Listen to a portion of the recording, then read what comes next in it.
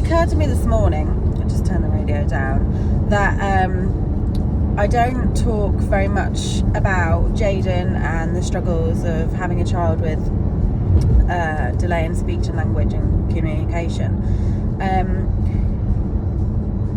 Jayden, when he was younger, was a lot harder, and I probably couldn't quite make out how bad it was when he was little. Jayden couldn't speak properly. He was non-verbal. I had to use sign language with him. And it was really hard until he got a bit older and until I learned how to manage who he was and the behaviours and the things that triggered him to have like meltdowns, if you like, or outbursts. I don't know, it depends what you want to call them. And it took a long time for me to work it out. We used to have to do storyboards with him. I learned very quickly in lots of different ways of the things that we were using, how to then tweak them to make them work for us. Like a storyboard, for anybody who doesn't know, I had to go around to all the places that we tend to go to and take photos.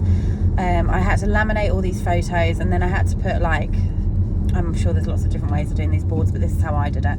And then I had to use like double-sided like Velcro, so that I could change up what we were doing each day, and so that he would know what was going on, because again, routine is very important and understanding what's going on is very important, so as not to cause a meltdown. Now so he would go and look at this storyboard and he would know, right, we're going to the post office, the next picture is like we're going shopping, the next picture is like, I don't know, walking the dogs, that kind of thing. So you get the picture.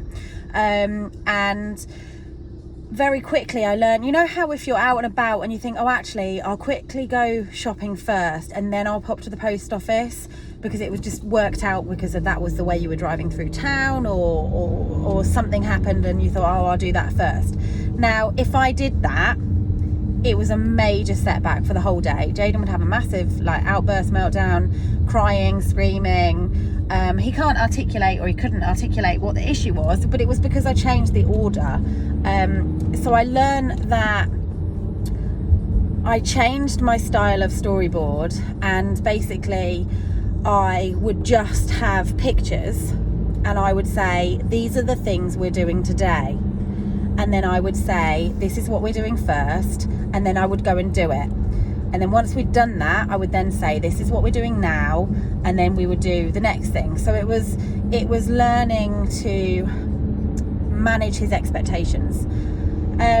So today I have to explain things if things are going to happen or things are going to occur that's out of his normal remit, if you like. And up until now, this is something so silly and small, but to Jayden it's not. It's processing, and he struggles to process things in time. So for him, this was a massive trauma this morning, and completely my fault.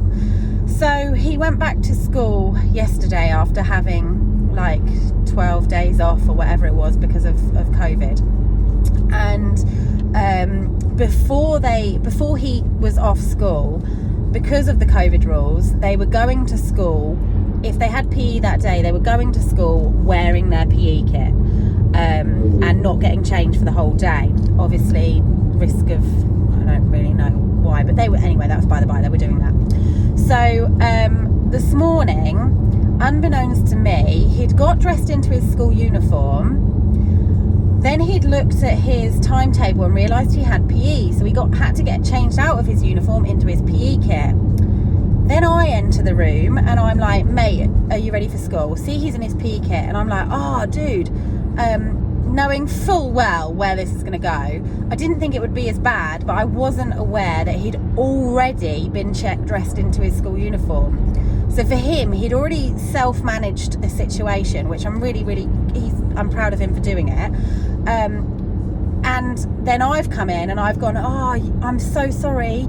I thought I told you that now, because they've changed the rules again and it's like calmer, you don't have to wear your PE kit. It's what it used to be like, where you go in your school uniform, you change for your PE lesson, and then you change back to your uniform.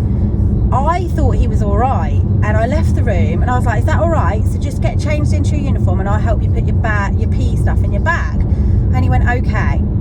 And I thought he was okay, and I thought, blimey, I've cracked it. Like, amazing. Went downstairs, grabbed something, whatever I was doing, called up the stairs, dude, have you brushed your teeth? And Nicole went, Mum, and I was like, oh no. And Jayden's crying his eyes out.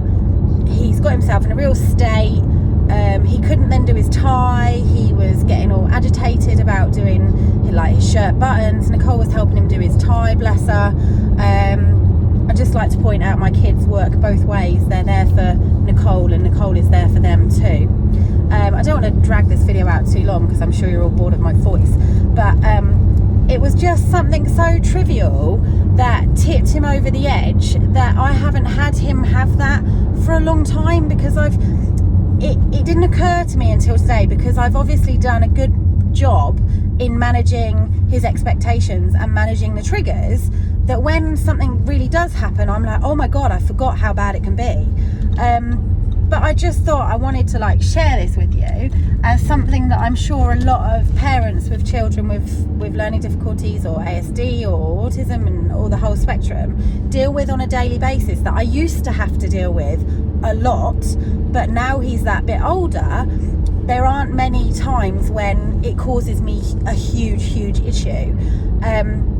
But honestly, today it made me remember and realise, gosh, we've come so far. It like how far he's come with his development and all that sort of stuff. I then obviously had to email school and say, you know, he could have a bit of a wobble today because he's going into school already in a bit of a state. I tried to sit and talk to him and obviously gave him a cuddle and calm him down. But he obviously, the process of that this morning was just too much. And it's really difficult to explain it as a parent who has just learnt to live with it and work with it and manage it, to a parent who has no idea what I'm talking about and is like, well, I don't understand the big deal. And I get that. I get that to a lot of parents and their children, it's not a big deal. So what? He had to get changed.